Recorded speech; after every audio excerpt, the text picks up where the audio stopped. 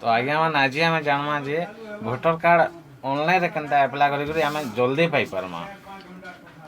मुझे भितर एप्लाय करी 20 ରୁ 25 जनकटा जेनटा कि 6 ରୁ 7 दिन भितर आसीगला। से कस्टमर मैंने भी बहुत खुश हो गले से पाइकरी सेनता आम एप्लाय करवार लगी कଣା कଣା डॉक्यूमेंट लगुचे। फास्ट है आधार कार्ड निहाती थिबार कथा। सेकेंड तार फैमिली राशन कार्ड दरकार।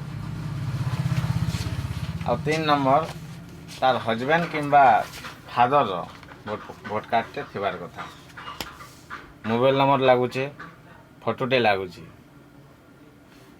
तो यहाँ केनता करी आम एप्लाय कर पार्मा निजर मोबाइल रे जी जानी एप्लाय कर पार्बा किंबा नहीं जानी बोला ऑनलाइन कंप्यूटर सेंटर माने जेन अच्छे सेनके जाकर से एप्लाय कर पार्बा।